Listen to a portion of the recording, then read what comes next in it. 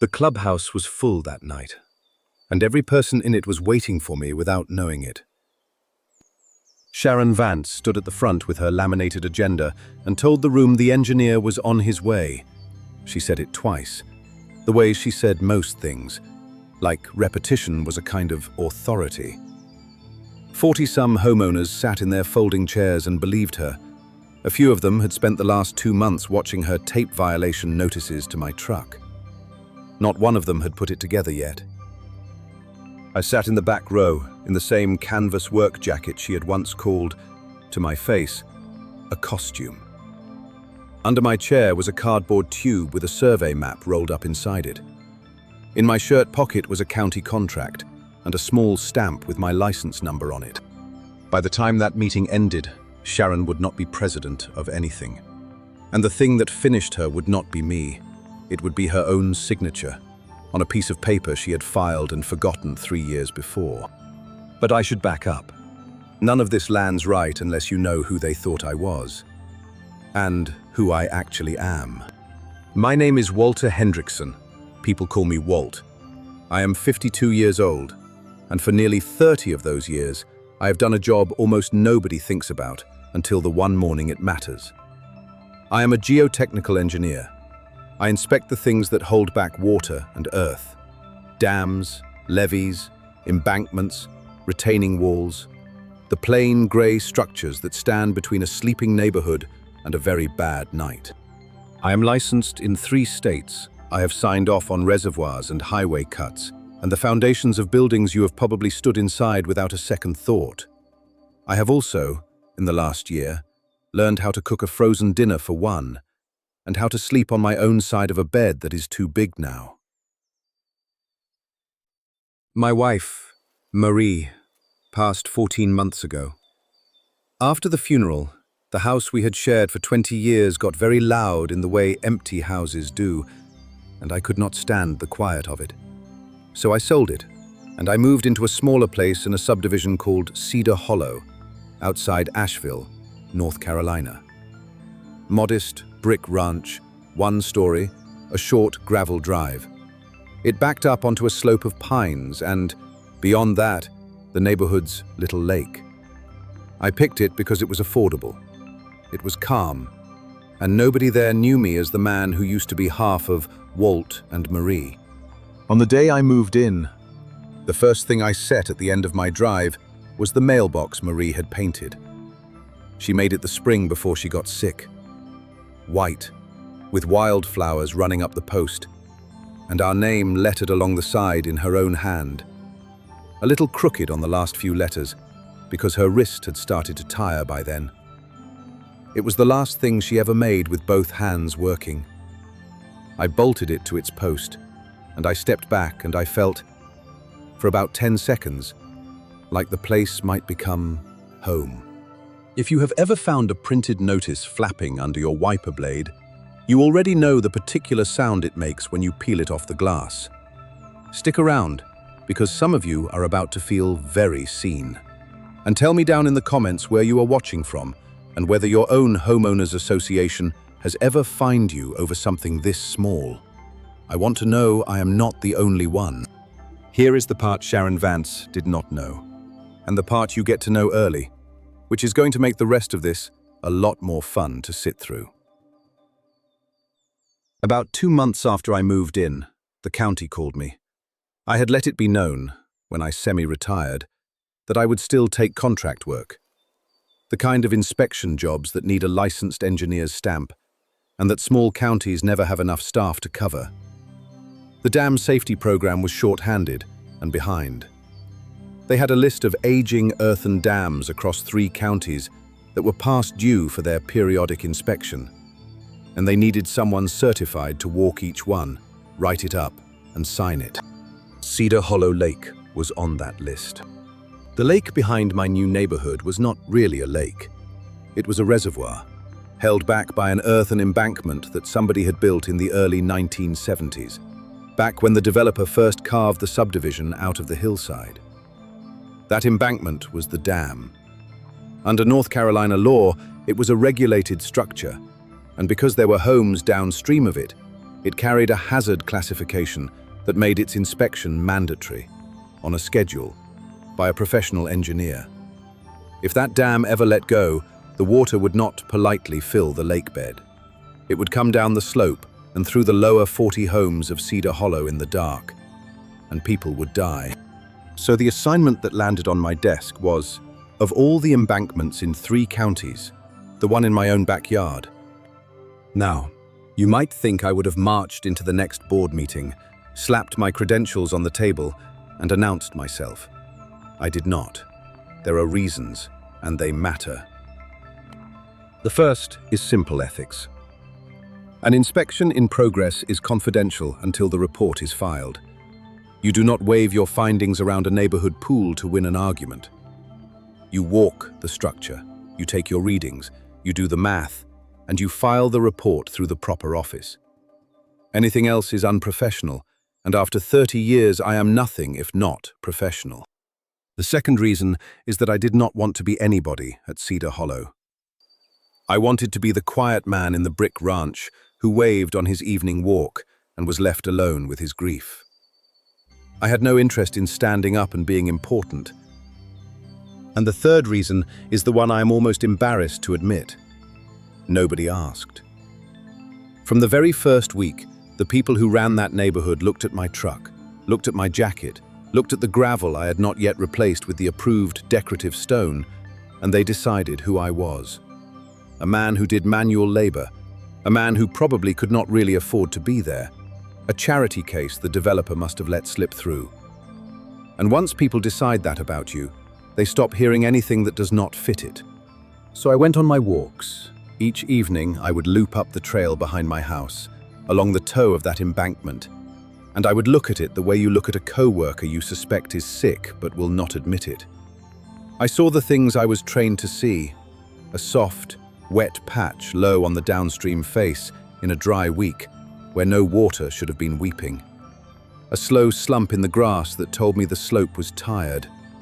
A spillway pipe with a rust collar blooming around its mouth. None of it screamed, all of it whispered. To an engineer, whispering is worse. I ordered the tests an engineer orders when a dam starts whispering. Readings from instruments set into the embankment to see where the water was traveling inside it. A look at the original construction records, such as they were, from a developer who had cut corners back in 1971 that no inspector at the time was watching for. I took my own measurements at dawn, before the neighborhood was up, when the only sound was birds and the far-off hum of the interstate. Those early walks were the closest I came to peace that whole first year. Marie had loved a morning. She used to say the day had not had time yet to disappoint anybody before 7.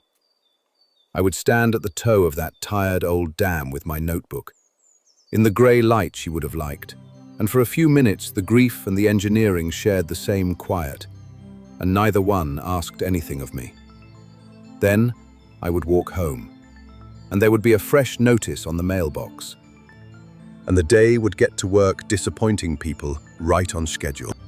I went home each night and wrote it down, and I waited on the test results I had ordered, and I kept my mouth shut, which turned out to be a great deal harder than walking a dam, because Cedar Hollow had Sharon Vance. The first notice showed up on a Tuesday. I came out with my coffee, and there it was, taped to the side of the mailbox. Violation, non-conforming mailbox. The covenants, it explained, required a standard black post-mounted unit of an approved style, available from the approved vendor. Marie's wildflowers were a violation. A crooked lettering of our name was a violation. I had 14 days to bring the property into compliance, after which a fine of $25 per day would be assessed. I stood there a while. Then I folded the notice into my pocket and went back inside. And I did not take the mailbox down. It was not stubbornness, exactly. I just could not make my hands do it. That mailbox was the last thing Marie's hands had made, so I let the fine run. $25 a day to keep my wife's wildflowers at the end of my drive seemed, to me, like a bargain. I mailed the association a check at the end of the first week with a short, Polite note: I did not explain myself. Explaining yourself to people who have already decided who you are is just giving them more to ignore. That was the moment, I think, that I became Sharon's project. She introduced herself to me 3 days later, in the way a building inspector introduces himself to a code violation. I was getting groceries out of the truck. She came up the drive in white slacks and sunglasses she did not take off, with a younger man trailing her holding a clipboard and a phone. That was Doug, the Covenant's enforcement coordinator, which is a very long title for a man whose actual job was taking photographs of his neighbors. Sharon did not say hello. She said, "You're the one with the mailbox." I said I was. She told me that Cedar Hollow had standards, that standards were the only reason property values held in a market like this one. That when one person decided the rules did not apply to them, it cost everyone. She gestured at my truck, at my gravel, at my jacket, and she said, and I want you to hear this exactly, I don't know what you're used to, but this isn't that kind of neighborhood. Behind her, Doug took a photo of my truck. I could have said a number of things. I could have told her that I had certified the foundations under shopping centers worth more than this entire street, and that I understood property values in a way she would find genuinely upsetting. The sentence was right there, behind my teeth. I held it. I said, "Understood," and I carried my groceries inside while Doug photographed my license plate. That is the part that is hard to explain to people who have never had to do it. The swallowing. You stand there and you let a person who is wrong about everything talk to you like you are small. And you let it happen. Because the truth is not yours to spend yet. I went inside and I put the milk away with more care than milk requires. And I let the thing cool back down on its own. The second notice came that Friday. The truck. My truck is a 15-year-old work pickup. It has a ladder rack and a magnetic sign on the door from a survey company I sometimes subcontract for. According to the notice, a commercial vehicle could not be parked in the open within the community. I was to keep it garaged. The trouble was that my garage was not empty. My garage was full of the boxes I had carried out of the old house and had not yet been able to open, because each one had Marie's handwriting on the side, and I was not ready. So the truck stayed in the drive, and a second fine began to run alongside the first. By the end of that month, I owed the Homeowners Association a little over $600 for a mailbox and a truck, and Sharon Vance had taken to slowing her car at the end of my drive on her way past, just to look. The pool was where she did it in public. It was a hot Saturday in July, and I had walked down to the community pool with a folding chair and a paperback because the house was warm and the water looked like the most neighborly thing in Cedar Hollow. I had barely set my chair down when Sharon appeared at the gate with 2 other board members and informed me, loudly enough for the dozen families already there to hear, that the pool was for residents only. I told her I was a resident.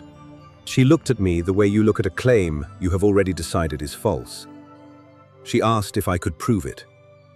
She suggested, in front of everyone, that perhaps I had been hired to do some work in the neighborhood and had gotten confused about where I was allowed to be. A few of the parents found something fascinating to study on their phones. One small boy stared at me with open curiosity, the way children do when an adult is being made small, and they can feel it without having the word for it.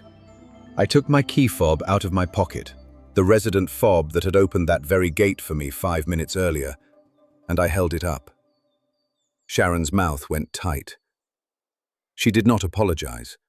She said there had clearly been a misunderstanding and that standards were standards, and she and her little delegation walked off to inspect somebody else's umbrella. I folded my chair back up and went home. The book could wait. I have been spoken to by a lot of people in 30 years on job sites, by foremen and inspectors and men twice my size in hard hats, and not one of them ever managed the particular smallness that woman produced at a swimming pool on a Saturday with the whole neighborhood watching.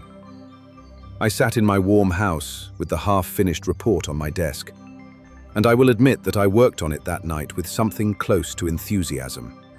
They towed the truck in August. I came out one morning and the drive was empty, and there was a notice where the truck had been, informing me that the vehicle had been removed for repeated violations and that the towing and storage would be added to my account.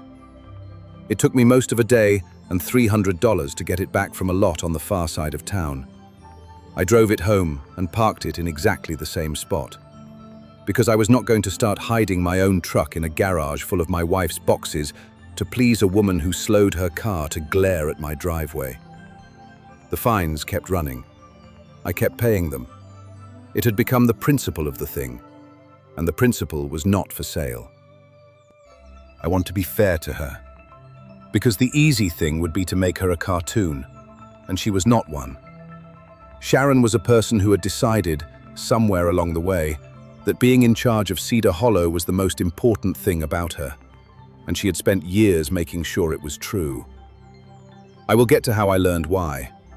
For now, know that her cruelty was not random. It had a shape.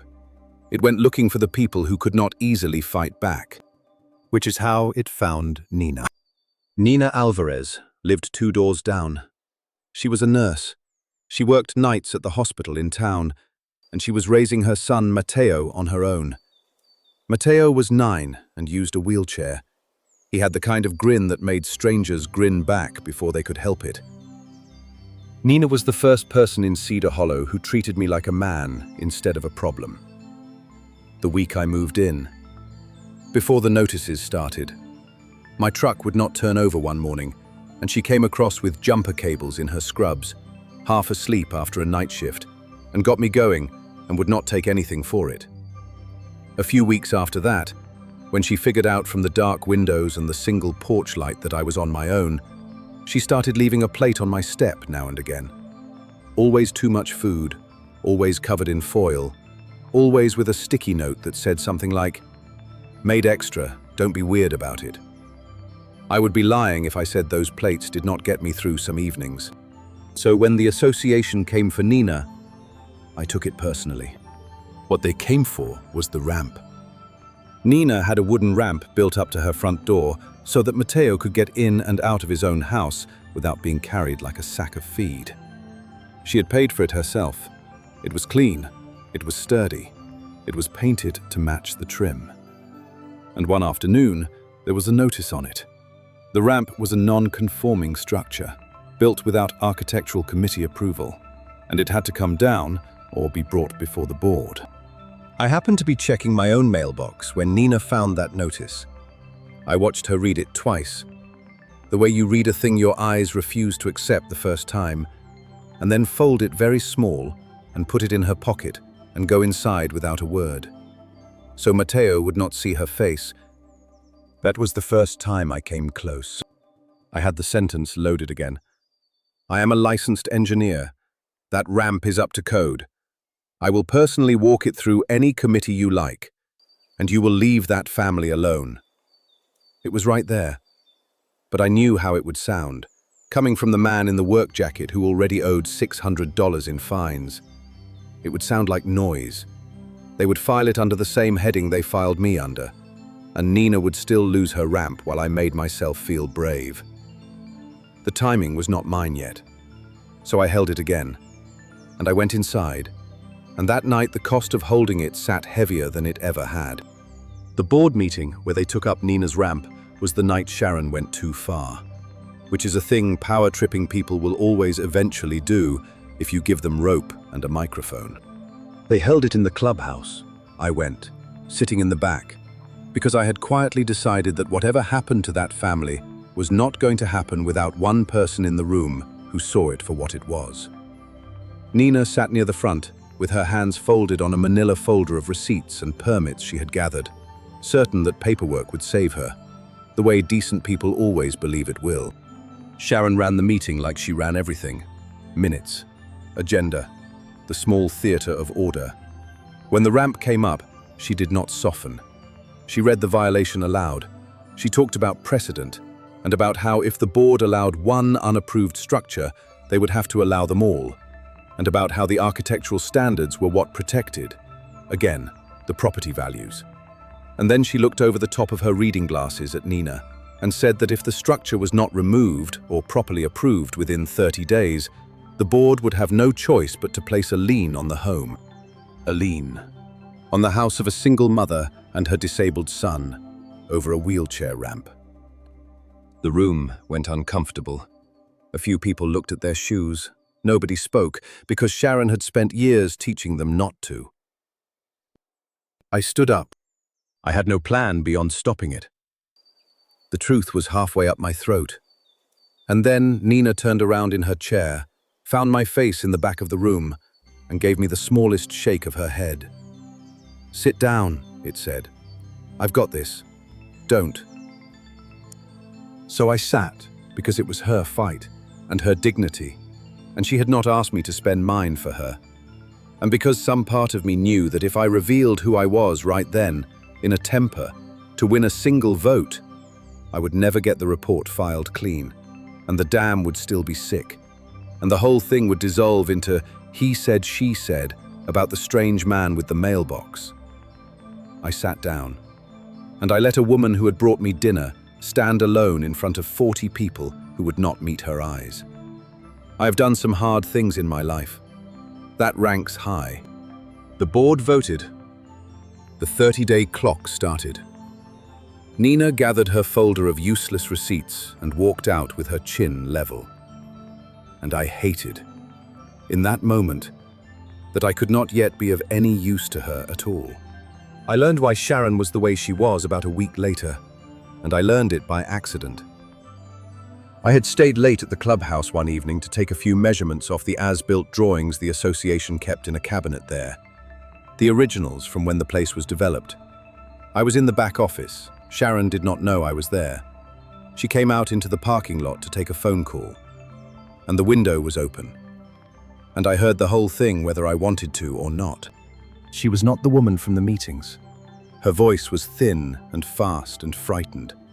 She was talking to someone about a payment, about how she just needed 2 more weeks, about how there had to be a way to keep it from going to the next stage. She said please more than once. And Sharon Vance did not strike me as a woman who said please easily. By the end, she was nearly whispering. Her own house was underwater. The presidency of Cedar Hollow, the clipboard and the agenda and the standards, was the one place left in her life where she had any power at all. And she was holding on to it with everything she had. Because if she let go of it, she would just be another person drowning where the neighbors could see. I want to be honest about what that did and did not do. It did not make me forgive her. It did not buy back 1 day of what she had put Nina through, or $1 of fines off my wife's mailbox. But it stopped me from enjoying what was coming, the way I might have if she had simply been a monster. She was not a monster. She was a frightened person who had decided to feel large by making other people feel small. The world is full of them. They are still responsible for what they do. I went home and I filed my findings the next morning. Not on the neighborhood, on the dam. The lab results had come back, and they confirmed the whispers I had been hearing on my walks. The embankment was in serious trouble. The seepage on the downstream face was the dam telling me its core was beginning to fail. The settlement in the slope was real. My professional opinion, stamped and signed, was that Cedar Hollow Lake was a high-hazard dam in unsatisfactory condition, that it required immediate engineered repairs on the order of about $1.5 million, and that until those repairs were made, the homes below it were at risk. I filed that report with the County Dam Safety Office on a Thursday. I had no idea it was about to walk into the middle of Sharon Vance's other catastrophe. Because here is what I did not know. Sitting in the back of those meetings, for 3 years, to keep dues low and to fund her beautification projects and her enforcement campaigns, Sharon's board had been quietly deferring the engineering reserve, the line item that was supposed to be saving up a little each year to maintain exactly that dam. There were resolutions on file, signed by the board president, voting again and again to move that money elsewhere. Her signature was on every one of them. And here is the other thing I did not know. The association's insurance carrier, the one that covered the board against liability, had a requirement buried in its policy. To renew coverage on a property with a regulated high-hazard dam, they needed a current engineering certification that the structure was in satisfactory condition. My report was not satisfactory. My report was the opposite of satisfactory. The non-renewal notice went out the following week. No insurance. And a board of directors that had been personally voting, on the record, to defer the maintenance of a dam that an engineer had now declared a danger to human life. Without the insurance to stand behind them, every one of those signatures was suddenly a personal liability with a name attached. Sharon's name, most of all. That is the emergency that filled the clubhouse the night we started with. 40 frightened homeowners who had just learned their association had no insurance, and that the lovely lake they jogged past was, in the words of a county report nobody in the room had read yet, a high-hazard dam in unsatisfactory condition. They wanted answers. Sharon stood at the front and promised them the engineer was on his way to explain everything, and that the board had it under control, and that there was no need to panic. She said it twice. I let her finish. Then I stood up in the back, in my costume of a jacket, and I picked up the cardboard tube from under my chair, and I walked to the front of the room. Sharon watched me come the way you watch a thing you cannot place, a low alarm starting somewhere behind her eyes. When I reached the front, I set the tube down, and I unrolled the survey map, and I unclipped the stamped report from inside it. My name is Walt Hendrickson, I said. I'm the licensed engineer the county assigned to inspect your dam. I'm the one who wrote the report. I'd be glad to explain everything. I have stood in a lot of quiet rooms. That one was a new kind. Doug, the man with the clipboard, set his phone down very slowly. Somewhere in the middle, a man said, out loud, "Wait, that's the mailbox guy." And Sharon's face went through about 4 things in a row, and not one of them was anything she could use. I did not gloat. There was no need, and it was not mine to do. I simply did my job, in front of the people it actually mattered to. I walked them through the dam, the seepage, the settlement, the failing core, the spillway. I told them, plainly, that it could be fixed, that it had to be, and what it would cost. I told them the repairs were not optional, and the clock was not generous. And then I told them the part that finished it, because they had a right to know how they got here. I laid the board's own resolutions on the table next to my report. 3 years of votes to defer the engineering reserve, the exact money that should have been keeping that dam alive, moved away, again and again, by signature. I did not have to say the name. Everyone in the room could read it. I will spare you the meeting that followed, because the skill of these things is in the cut, not in the bookkeeping. The short version is this. The State Dam Safety Office was already involved by then, because that is what happens when an engineer files a report like mine, and they do not care about clipboards or standards or white slacks. The management company the board reported to wanted nothing to do with directors who had voted, in writing, to defer the maintenance of a deadly structure, and who now had no insurance to hide behind. And a fair housing attorney that Nina had finally, quietly gone to see, had a great deal of interest in a board that had moved to lean a disabled child's wheelchair ramp while letting a high-hazard dam rot. That last one was not my doing. That was Nina's folder of receipts turning out to matter after all, just not in the room she first brought it to. Sharon Vance resigned as president before the month was out. Not because I beat her, because every piece of paper she had ever signed turned around and stood up at the same time. The fines against Nina were voided, all of them, and the ramp was ruled exactly what it was, which is a protected accommodation that never needed Sharon's permission to exist. A new board was seated. Nina is on it now. She says she only ran so that the next single mother who moves in does not have to bring a folder. They tried to void my mailbox fines too, as a kind of apology. I told them not to bother. I paid every dollar of them, on purpose, down to the last 25. I wanted it on the record that I had paid, in full, for the right to keep my wife's wildflowers at the end of my drive, and that no committee had ever had the standing to take them. Doug came by a few weeks later, without his clipboard, and stood in my driveway working up to something. He finally said he was sorry, that he had just been doing what he was told. I told him that those two facts can both be true, and that the second one is not a defense. And I let him sit with that. And then I offered him a cup of coffee, because the man was 28 and frightened, and learning something it takes some people their whole lives to learn. He took the coffee. We are not friends, but he photographs nobody's truck anymore. Sharon, I saw once more.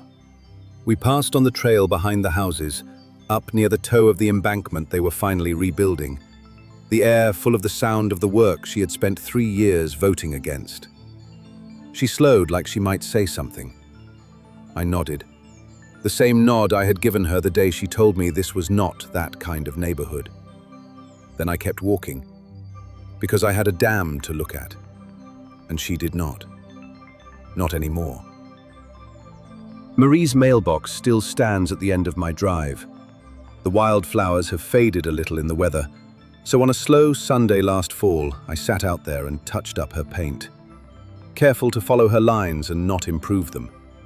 The crooked letters on the end and all. The county dam I once worried might come down some night is solid now, rebuilt to my specifications, and 40 families below it sleep without knowing they ever had a reason not to. People keep asking me whether it felt good, walking up to the front of that room. I tell them the truth. The good part was not the look on Sharon's face. The good part is the mailbox, still up, at the front of the house, where she spent 2 months trying to make me take it down. It turns out the standards held just fine.